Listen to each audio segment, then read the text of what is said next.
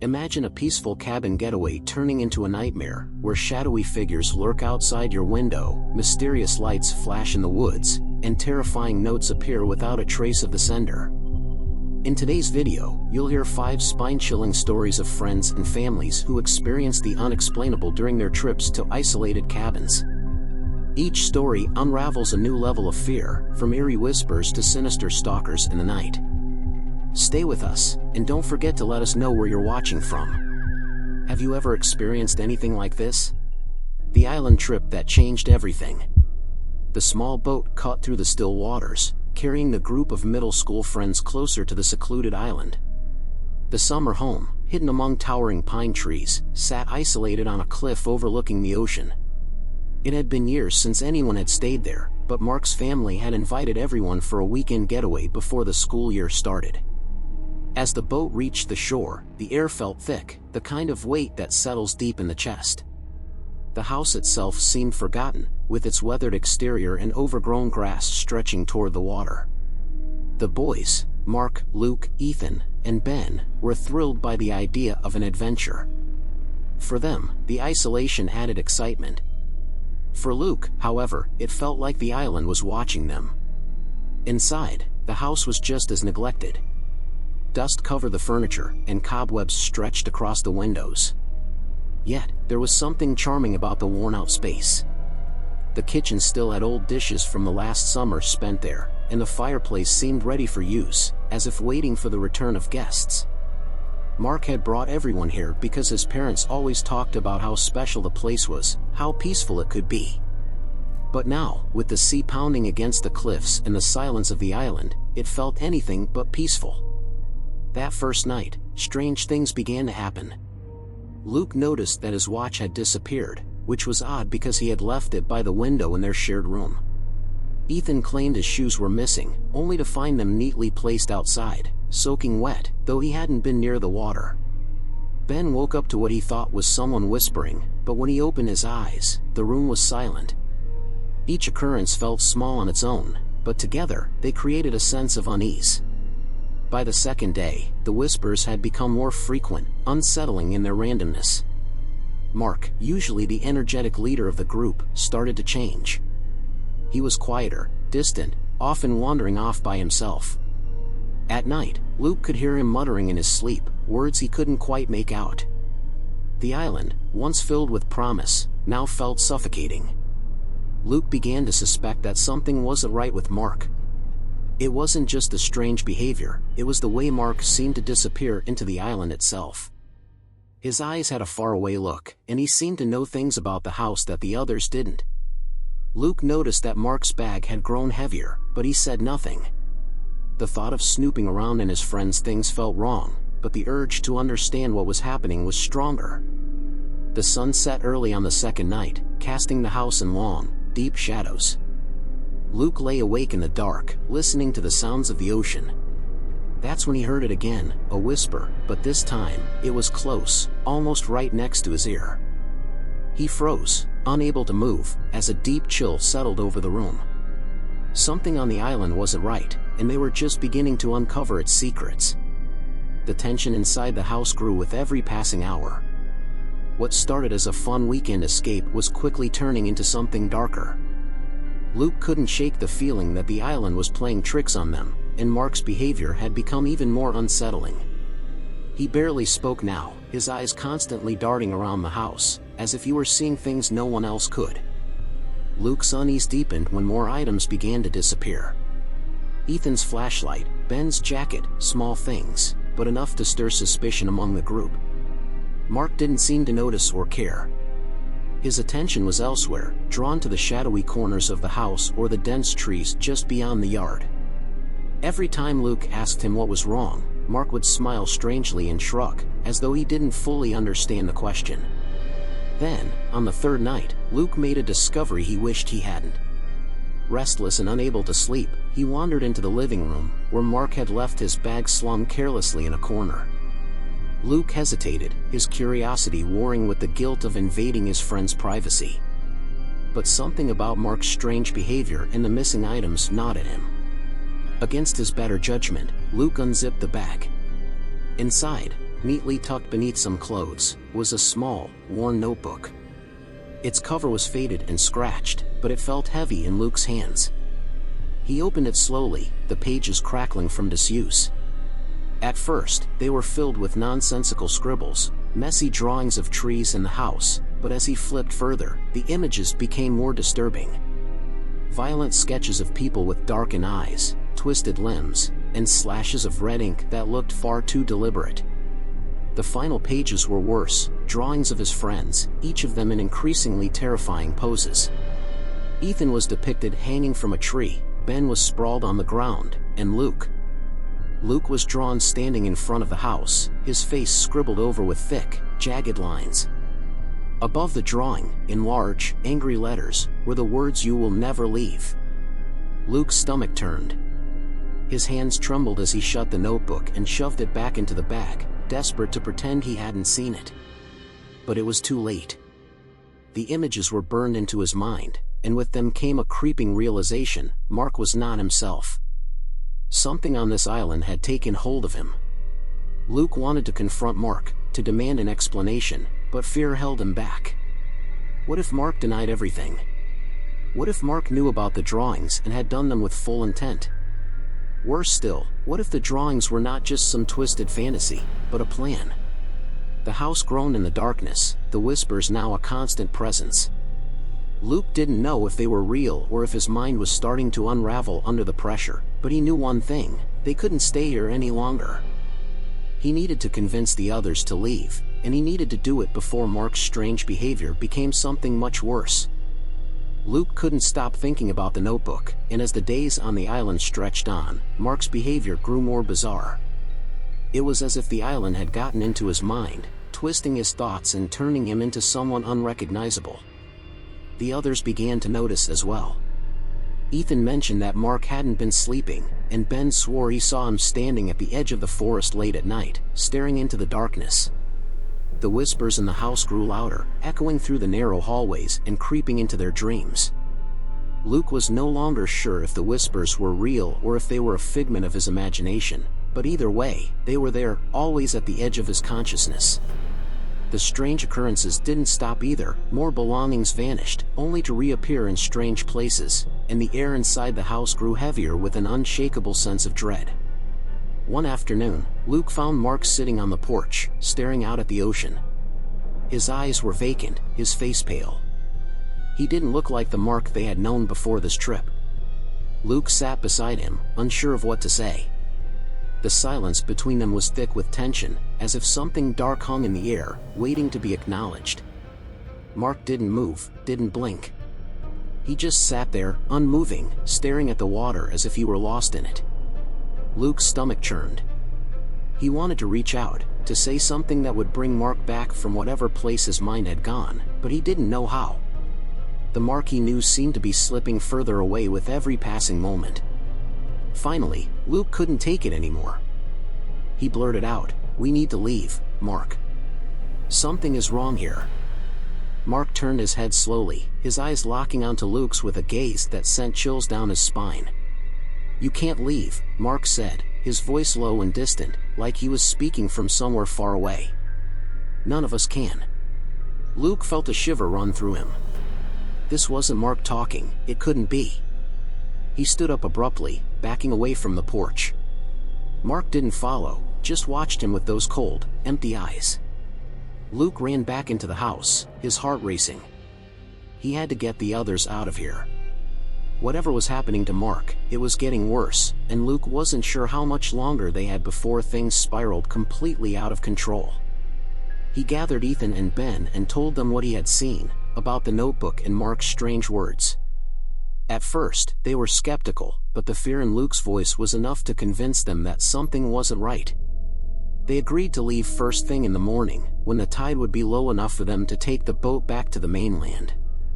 But as the night wore on, it became clear that they might not make it to the morning. The house seemed to close in around them, the whispers growing louder, more insistent. And through it all, Mark's presence loomed, a dark shadow that none of them could shake. The final night on the island had an unnatural stillness, as if the world itself was holding its breath. Luke, Ethan, and Ben gathered their belongings in silence, each of them consumed by the creeping fear that something terrible was about to happen. Mark had disappeared into the shadows of the house, and none of them dared to go looking for him. Luke couldn't shake the feeling that the island was watching them, waiting for something to unfold. The whispers had grown louder, their tones more menacing, though none of them could understand the words. The air inside the house felt suffocating, thick with a malevolent presence. Every door creaked, every floorboard groaned, as if the house itself was alive and restless. As they sat in the dark, waiting for the first light of dawn, Luke heard a sound that made his blood run cold. It was the unmistakable creak of footsteps coming from upstairs. The three of them exchanged glances, fear flashing in their eyes. Luke motioned for them to stay quiet, listening as the slow, deliberate steps made their way toward the staircase. Suddenly, Mark appeared at the top of the stairs, his face shrouded in shadow. He stood there, staring down at them with a blank expression, his body eerily still. In his hand, Luke noticed something, a pen, the same pen that had gone missing on the first night. But there was something else. Mark clutched the notebook, the one filled with violent drawings and dark threats. Luke's heart pounded in his chest as Mark began to descend the stairs, one slow step at a time. There was something in his eyes now, something far more dangerous than the vacant look he had worn earlier. Luke knew, without a doubt, that Mark had changed, that whatever was controlling him had taken full hold. "You can't leave," Mark said, his voice dripping with malice. "It won't let you." Luke stood up, his legs trembling, and motioned for Ethan and Ben to head toward the door. Mark's eyes followed their every movement, but he didn't stop them. He only smiled, a twisted grin that chilled Luke to the core. As they rushed toward the door, the whispers grew louder, almost deafening now. Luke felt the floor tremble beneath him, and the walls seemed to shift, closing in around them. He grabbed the handle, pulling the door open with all his strength, but something held it shut. It was as if the house itself was fighting to keep them trapped. Just when it seemed like all hope was lost, the door flew open with a violent gust of wind, and the three of them stumbled outside. The cold sea air hit them like a shock, and they ran toward the shore without looking back. Behind them, the house loomed dark and silent once more, as if it had swallowed Mark whole. Years later, Luke would receive an anonymous letter in the mail. Inside was his stolen pen and a note that read, "You will never leave. Laser tag turns deadly in the woods." The cold night air in Vermont was sharp and crisp as the family prepared for their massive game of laser tag.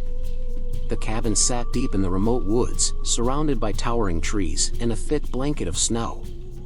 It was the perfect place for a weekend getaway, away from the bustle of the city. The game was meant to be fun, something to bring everyone together under the cover of darkness. Armed with laser guns and bright vests, they divided into teams, laughing as they set out into the snowy forest under the clear, starlit sky. Lucian, the character's uncle, led one team, his competitive spirit bringing energy to the game. The forest was vast and open, perfect for hiding and stalking one another in the dark. The snow crunched beneath their boots as the teams scattered. The character, alongside his cousins, had his heart racing with excitement. There was something thrilling about the cold, the trees, and the idea of running through the woods with the laser tag guns. But as the night wore on, the mood shifted. The deeper they went into the forest, the more the laughter faded, replaced by the sound of snow crunching and distant echoes. The character wandered farther from the others, his breath coming in short, visible puffs. He heard footsteps behind him and turned, thinking it was Lucian trying to sneak up for a quick win. But no one was there. A strange unease settled over him, tightening his chest. He brushed it off, convincing himself it was just the intensity of the game. Yet, as he continued, the sense of being watched grew stronger. Every snap of a twig, every rustle of the wind through the trees, made him jump. The night was still, unnervingly so. He was about to call out to his team when a flash of movement caught his eye.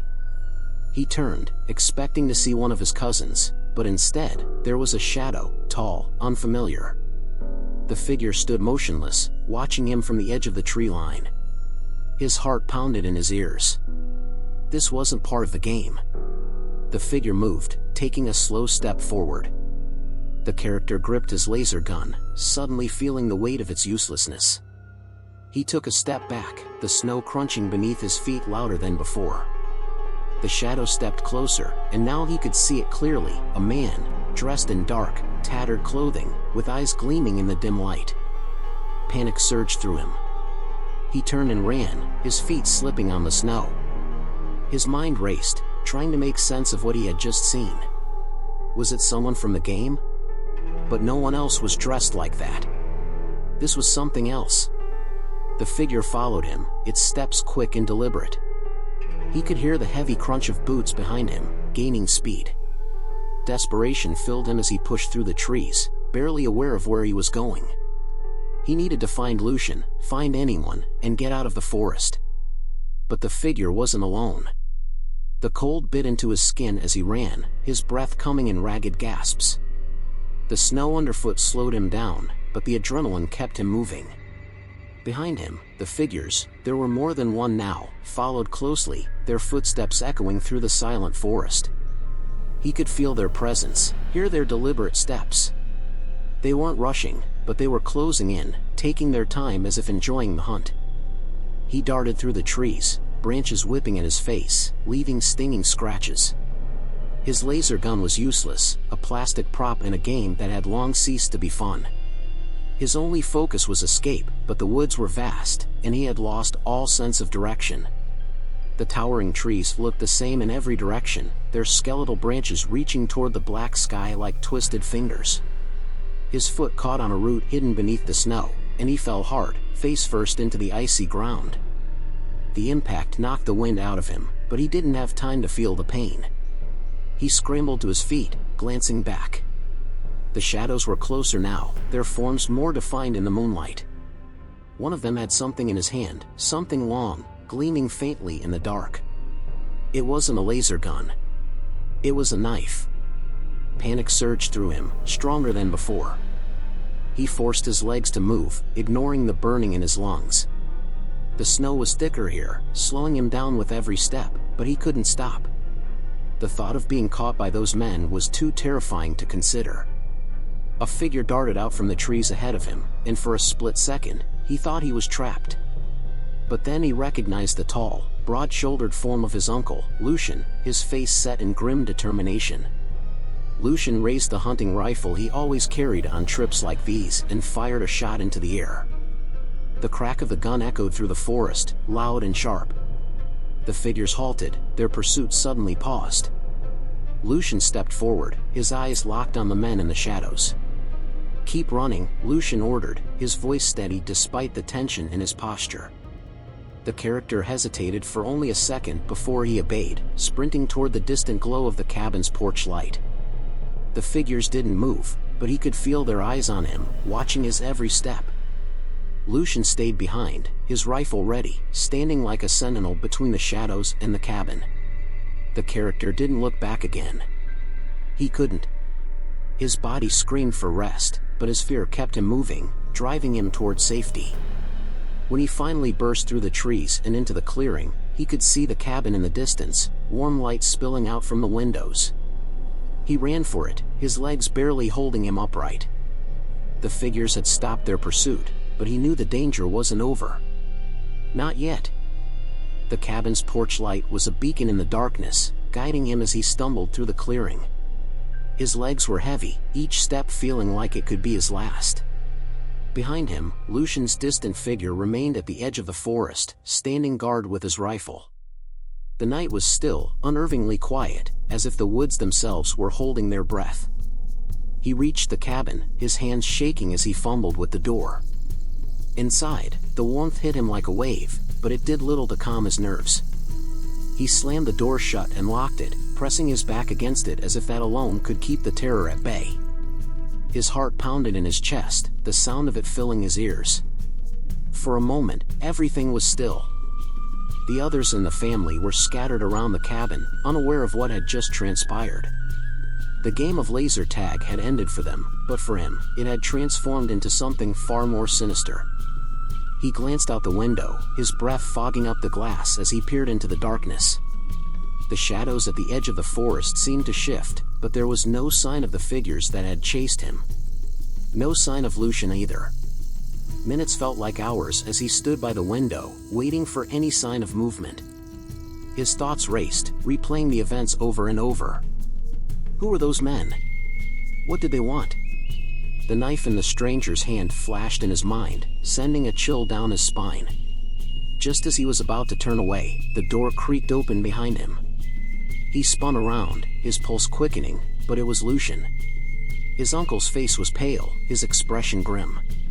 He stepped inside, closing the door quietly behind him. "I fired a couple more warning shots," Lucian said, his voice low. "I don't think they're coming back tonight. But we should stay alert." The tension in the room was thick as Lucian placed his rifle on the table. The rest of the family began to gather, sensing something was wrong. His cousins exchanged worried glances, their excitement from earlier now gone, replaced by a growing fear. The character explained what had happened, his words tumbling out in a rush. As he spoke, Lucian remained silent, his gaze focused on the door as if expecting it to burst open at any moment. The others listened, their faces pale, but no one questioned the story. They had all seen enough strange things in the woods over the years to believe it. But then, as the family discussed what to do next, a soft knock echoed through the room. Everyone froze, their eyes widening. The knock came again, louder this time.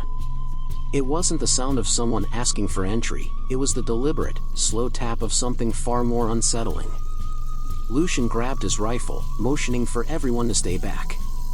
The character's heart raced again as they approached the door, unsure of what they would find on the other side. Lucian gripped his rifle tightly, his body tense as he moved toward the door. The others stayed behind, their breaths shallow, eyes wide with fear. The knock had stopped, but the sense of something ominous lingered in the air. The character's heart pounded in his chest, each second dragging on like an eternity as Lucian reached for the door handle. Slowly, cautiously, Lucian opened the door just enough to peer outside. The cold night air swept in, carrying with it an eerie silence. For a moment, nothing moved. The clearing was empty, bathed in the faint glow of the moonlight reflecting off the snow. The figures that had stalked them earlier were nowhere to be seen. But then Lucian froze, his eyes fixed on something just beyond the porch. The character stepped forward, curiosity overcoming his fear. As he looked past his uncle, his breath caught in his throat. There, standing in the middle of the clearing, was a snowman. It hadn't been there before. The snowman was small, almost childlike, but there was something deeply unsettling about it. Its body was uneven, hastily shaped, with branches for arms that twisted unnaturally. But it was the head that sent a chill down the character's spine. Instead of coal for eyes, the snowman had dark, hollow pits, as if someone had gouged out its features. And clutched in its stick-like arms was something familiar. A laser gun. The same laser gun the character had dropped during the chase. Lucian stared at the snowman for a long moment before stepping back, closing the door firmly behind him. No one said a word. The air inside the cabin had grown thick with fear, the silence heavier than ever. The implications of the snowman's presence were clear, the figures hadn't left. They were still out there, watching, waiting. The rest of the night passed in tense, sleepless hours. Every sound, every creak of the cabin's wooden beams, made the family jump. The character couldn't shake the image of the snowman from his mind, the dark, empty pits where its eyes should have been, the laser gun held tightly in its grasp. By morning, the snow had fallen thickly, covering the ground in a fresh blanket of white. The sun's weak light filtered through the trees as the family cautiously stepped outside. The snowman was still there, standing eerily in the clearing, but now it seemed even more out of place in the bright daylight. The laser gun had fallen from its grasp, half buried in the snow. Lucian approached it warily, his rifle slung over his shoulder. He kicked the laser gun aside and stared down at the snowman for a long moment before shaking his head. "We leave today," Lucian said quietly. "No one stays another night." The family packed quickly, their movements filled with a quiet urgency. As they left the cabin behind, the character couldn't help but glance back one last time. The snowman stood alone in the clearing, its dark, hollow eyes following them as they drove away. Strangers in the dark, a cabin horror. The four friends arrived at the secluded Airbnb cabin just before sunset, their weekend getaway already off to a perfect start. Nestled deep within the woods of Lake County, California, the cabin overlooked a peaceful stretch of forest that promised them the tranquility they had been craving. It was a quiet escape from their busy city lives, a chance to unwind and leave their stress behind. By the time they unpacked and settled in, the golden hour light bathed the surroundings in a warm, inviting glow. The group, Kevin, Leah, Marcos, and Sarah, were quick to make use of the outdoor hot tub. The water was warm, the air crisp, and the stars slowly began to peek out from behind the darkening sky. Laughter filled the air as they joked about how they'd chosen the perfect spot. As the night grew darker, Kevin noticed something odd. He squinted up at the sky, where a sudden flash of light streaked across, momentarily illuminating the surrounding forest. At first, he thought it was a shooting star, but it seemed too close, too bright. He mentioned it to the others, but they shrugged it off as nothing. But then came the sounds. It started with a soft clicking noise, almost like someone was snapping their fingers in the distance. Then, a high-pitched whistling drifted through the trees, echoing around them. Leah glanced uneasily toward the dark woods, her relaxed demeanor quickly fading. "Did you guys hear that?" she asked, but everyone else remained silent, listening now, too. The clicking and whistling continued, growing louder, closer. Marcos, always the one to make light of any situation, tried to laugh it off. "Probably just some animal, right? Coyotes or something?" His attempt at humor fell flat as the tension built. Kevin stood up from the hot tub, dripping water as he stepped onto the wooden deck. Before anyone could react, a loud bang reverberated through the cabin. The sound was so sudden and violent that Sarah yelped, nearly slipping as she scrambled out of the hot tub. It was the front door. Someone had banged on it with such force that the entire cabin seemed to shake. "Who the hell is that?" Kevin muttered, his voice barely above a whisper. The four of them stared at the closed door in shock, the eerie clicking and whistling sounds now replaced by a heavy, unsettling silence. Nervously, they approached the door, but when Kevin flung it open, no one was there. The woods were still and dark, the silence oppressive. Leah backed away, her face pale, her voice shaking. "We should leave." But before they could discuss their next move, the sound of breaking glass pierced the night. A rock flew through the window, shattering it into 1,000 pieces. On the floor, amidst the broken glass, was a note, scrawled hastily across it, in thick, black ink, were the words, "Leave now." The cabin was plunged into chaos as the shattered glass littered the floor, and the threatening note sent chills down their spines. Kevin knelt down, carefully picking up the crumpled paper, his hands trembling as he read the message again. "Leave now." The words felt more like a command than a warning. Marcos stepped forward, shaking his head in disbelief. "This can't be real, right? Someone's just messing with us." But no one laughed. The air felt thick with unease, the peaceful getaway they had envisioned now shattered along with the window. Sarah hugged herself tightly, her eyes darting toward the dark woods outside. What if it's not a joke? What if someone's watching us? Leah stepped away from the broken window, her heart pounding as she scanned the treeline. She couldn't shake the feeling that unseen eyes were locked on them, lurking just beyond the cabin's glow. The eerie clicking sounds returned, growing louder, like something, or someone, was slowly circling the cabin. Every snap of a twig, every rustle of leaves sent waves of dread through the group. "We need to call the police," Leah whispered, her voice barely audible. Sarah, her hands shaking, quickly pulled out her phone, but there was no signal. She cursed under her breath, trying again and again to get a connection. No signal, out here in the middle of nowhere. Kevin grabbed a flashlight and looked at the others. "We'll have to drive into town and get help. We can't stay here." But as he turned toward the door, something else happened. A soft, rhythmic banging started up again, this time from the back of the cabin. It was slower, more deliberate, like someone, or something, was taunting them. Kevin froze, and the others stood still, their fear escalating. "Whoever's out there, they're not just trying to scare us anymore," Marcos muttered, his usual bravado crumbling. He grabbed a nearby fire poker, holding it tightly, though it offered little comfort. "We're not staying here to find out what they want." The tension in the room was suffocating. They grabbed their jackets, the urgency of the situation sinking in. Sarah turned off the lights inside the cabin, hoping the darkness would give them cover as they prepared to leave. But as they gathered their things, another loud noise interrupted their escape. This time, it wasn't just a bang.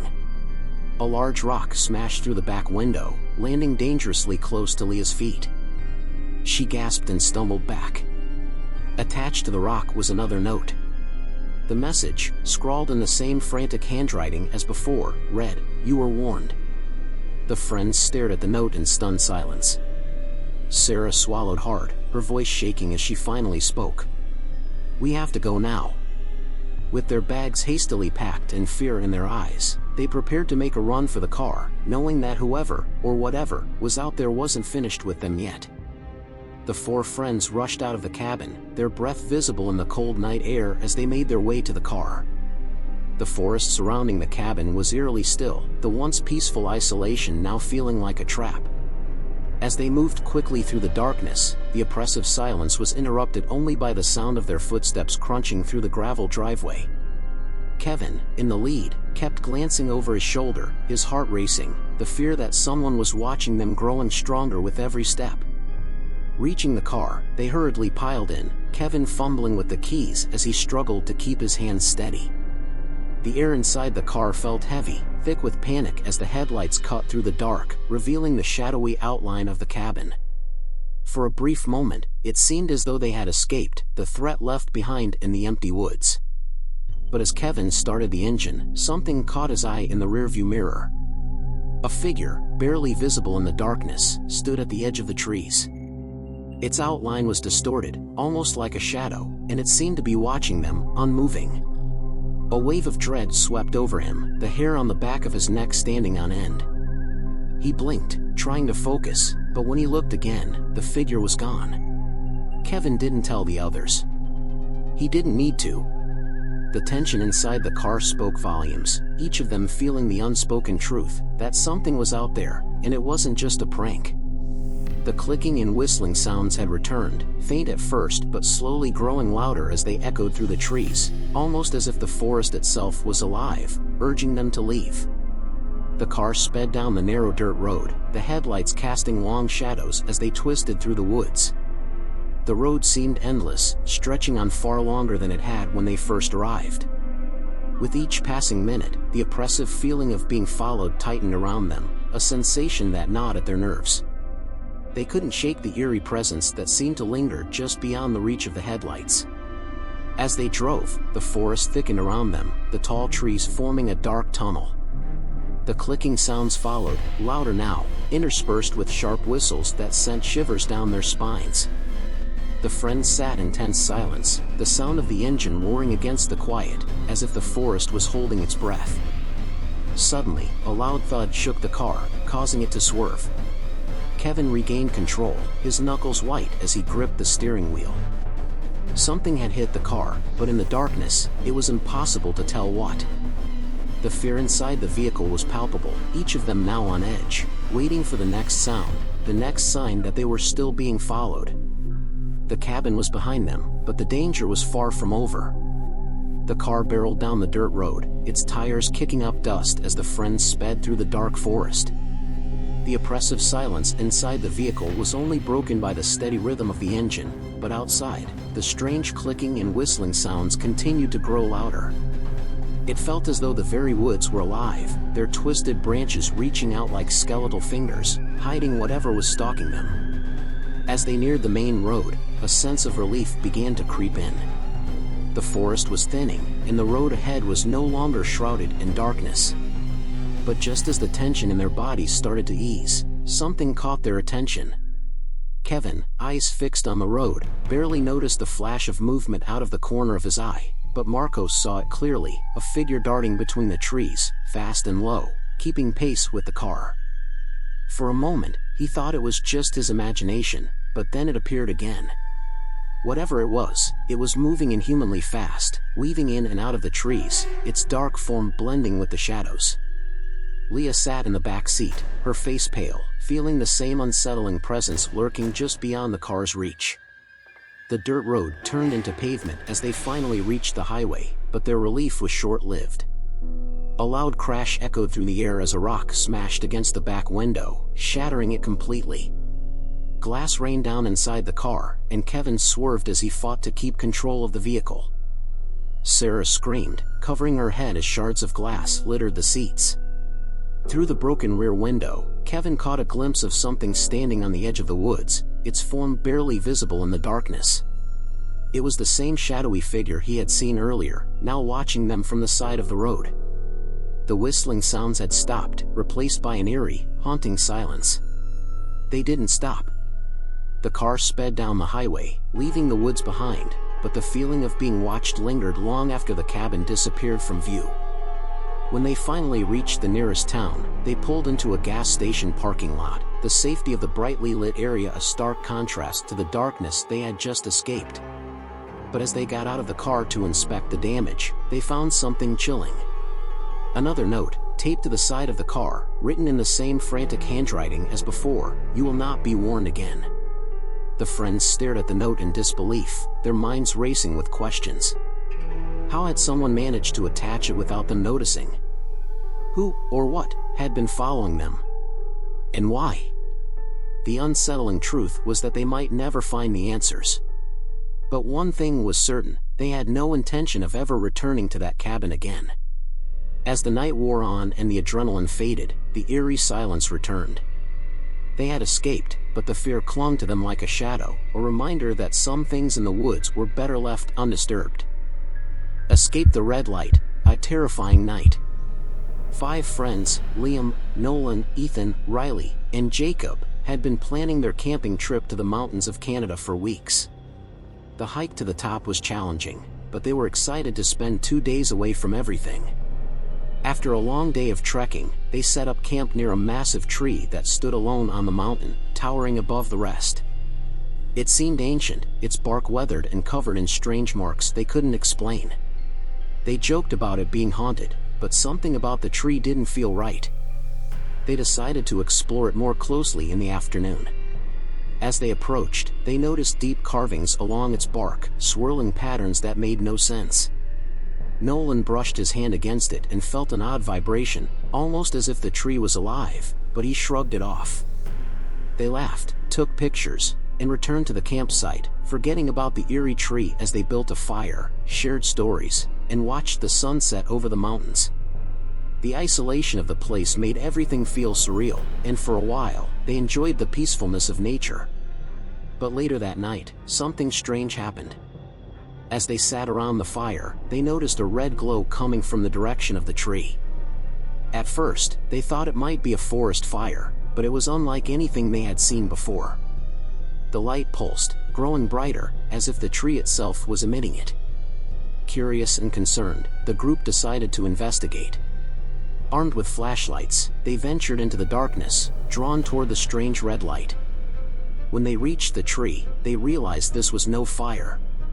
The glow was coming from deep within the tree's bark, almost as if it were bleeding light.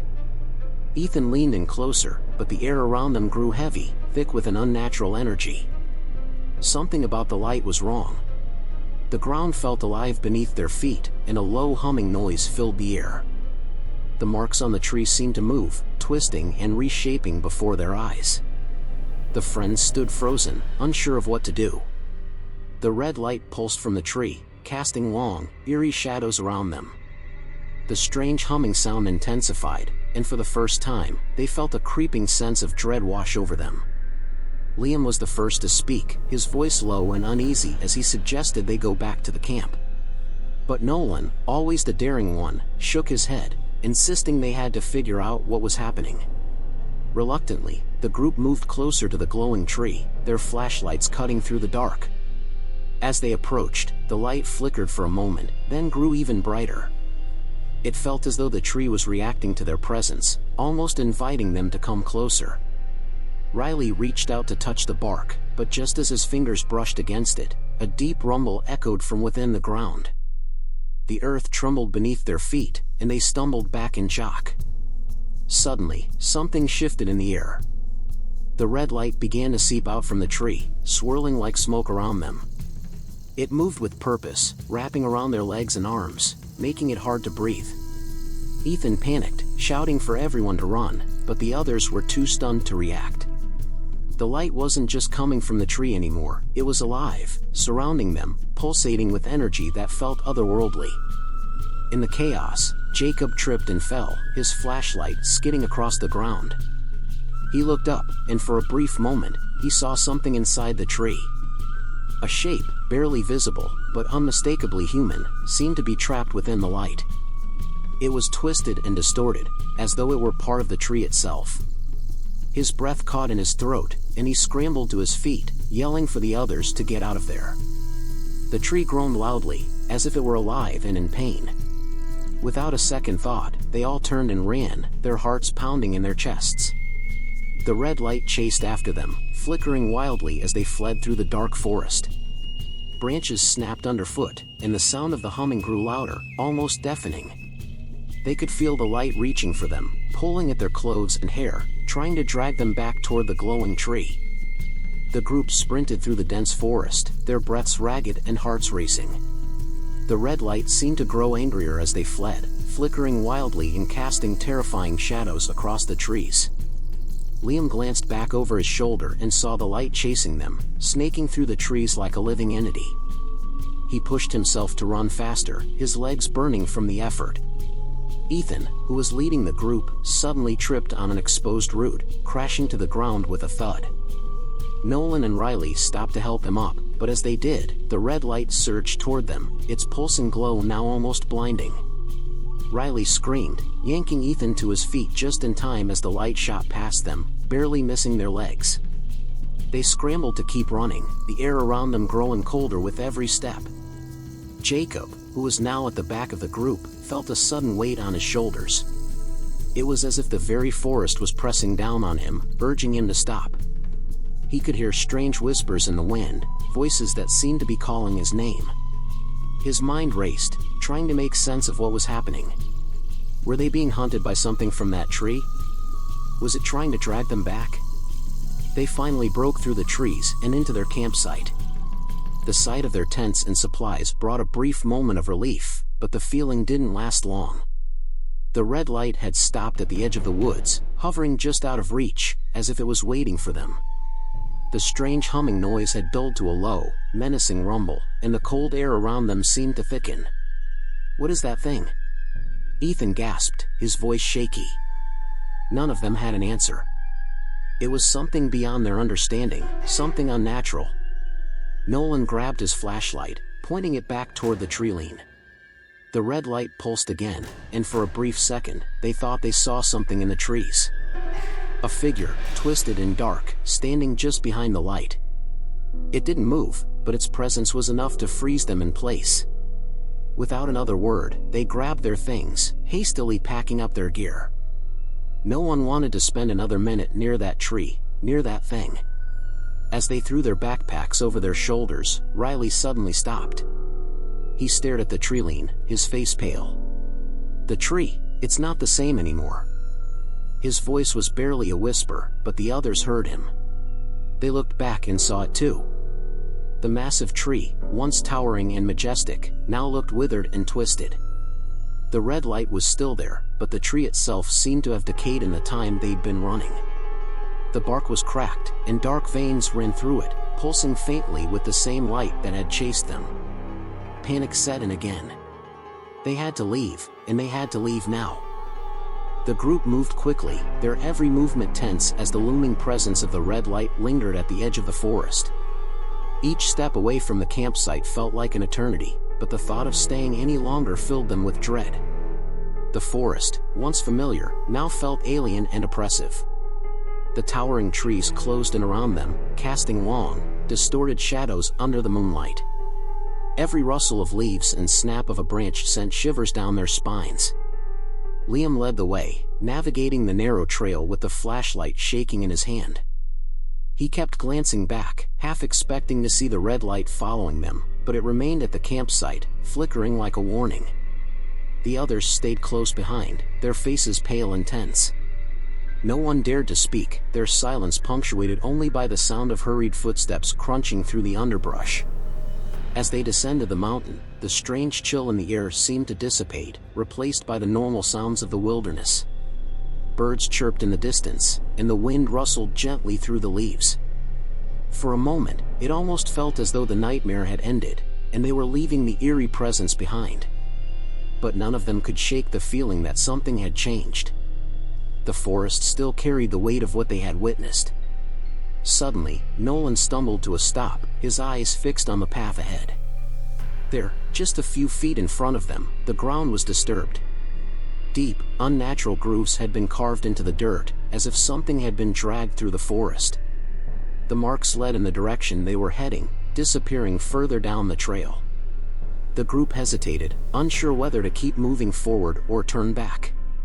Without warning, a low hum filled the air, the same sound they had heard earlier by the tree. It echoed around them, bouncing off the trees and making it impossible to determine its source.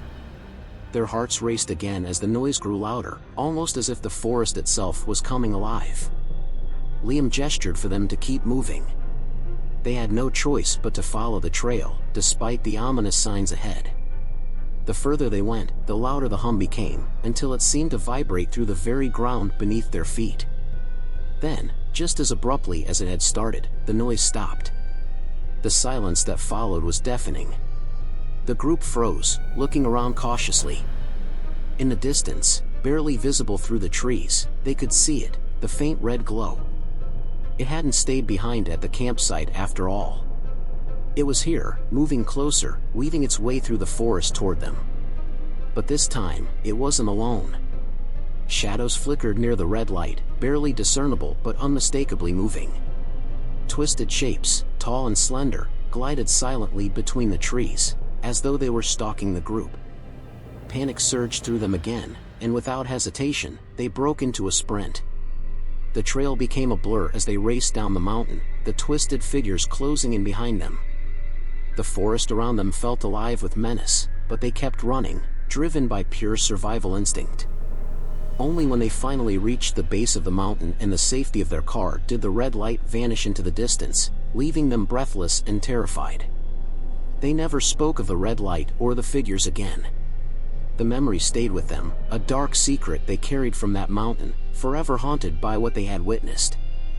A romantic getaway ends in terror. Eric and Astrid, a newlywed couple from Norway, had been looking forward to a peaceful and intimate honeymoon. Their initial plan was to spend it at a famous beach, known for its breathtaking views and clear waters. However, when they arrived, they were met with a very different scene than expected. The beach was overcrowded with tourists. Children ran around, voices echoed from every direction, and the noise from endless activities filled the air. This was far from the serene, private retreat they had imagined. After a brief exchange of glances, they knew this wasn't the experience they wanted. Eric suggested they leave the beach behind and look for a quieter, more secluded location. Astrid agreed immediately, feeling the need for a more personal space to enjoy their honeymoon. So, they left the bustling shoreline and began their journey inland, hoping to find a more tranquil spot in the nearby mountains. As they drove through winding roads, they stumbled upon a small area nestled between towering trees. There were several rustic cabins scattered around, each isolated from the next by dense patches of forest.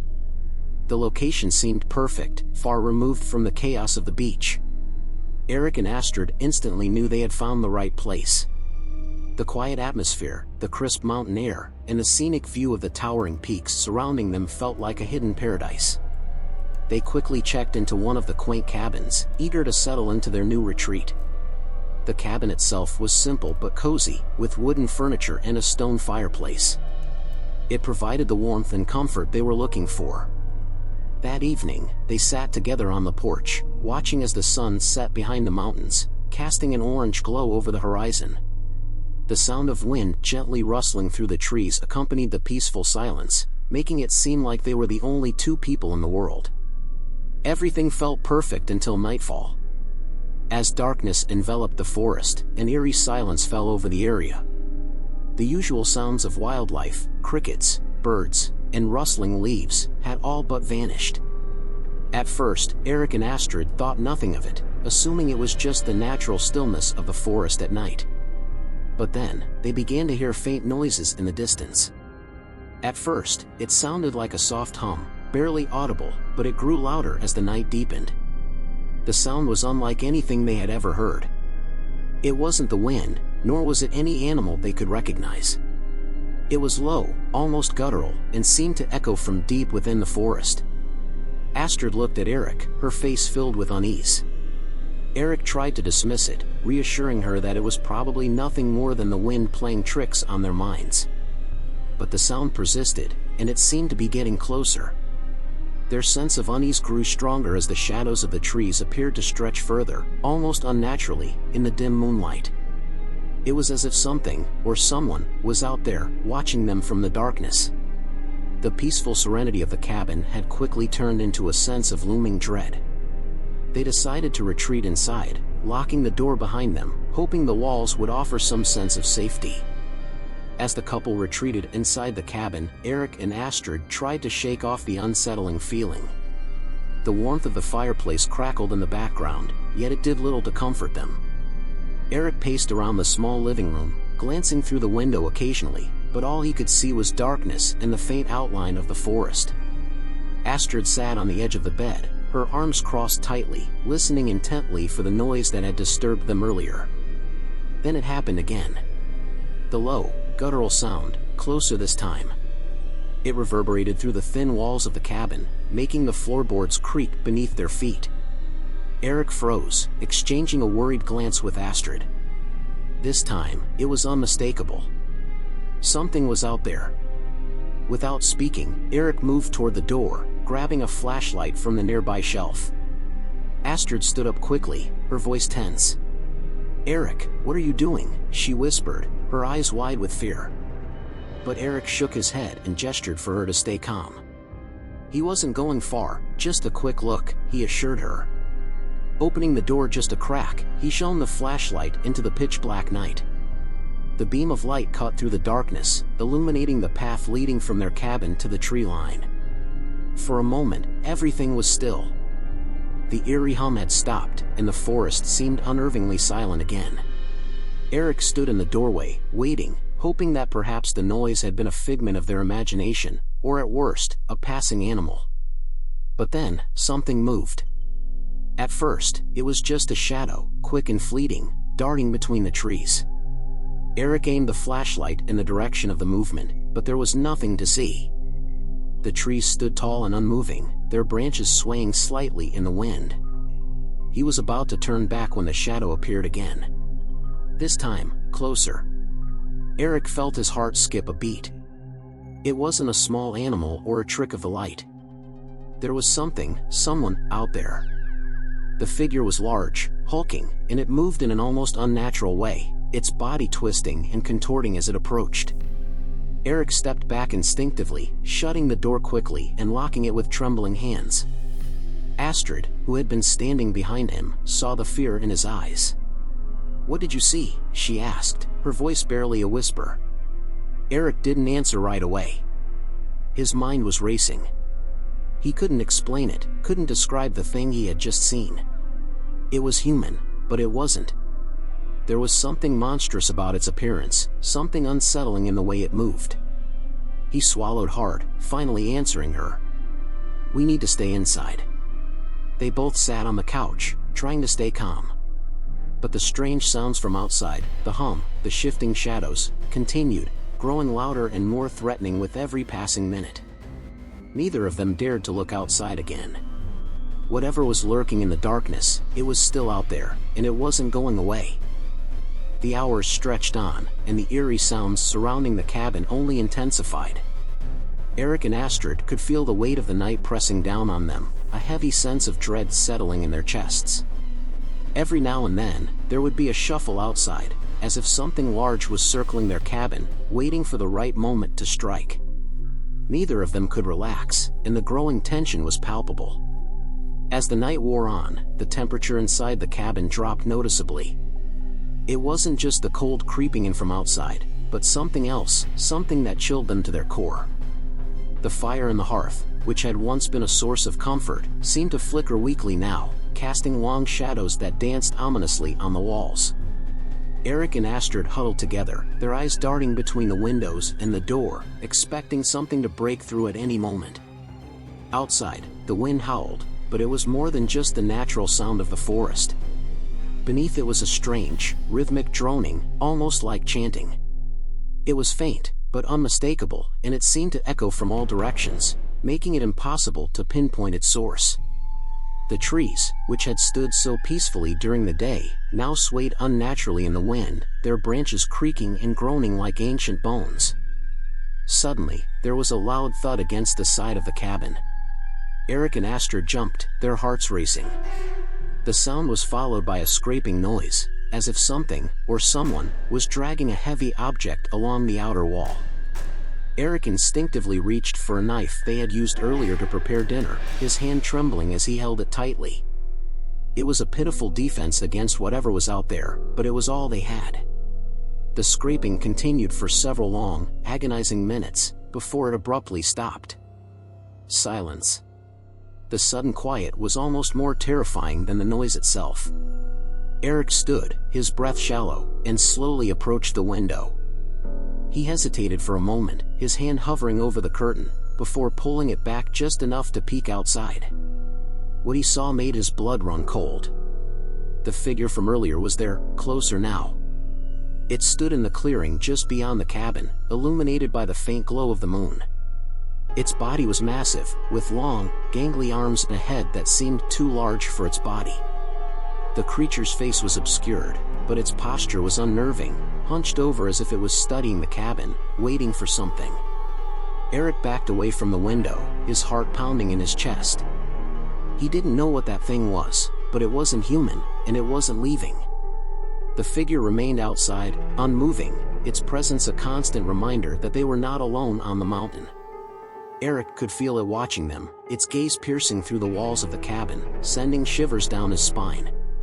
As dawn approached, the tension inside the cabin reached its peak. Eric and Astrid had barely slept, their nerves frayed by the constant sense of being watched. The creature outside hadn't moved, still lingering just beyond the tree line.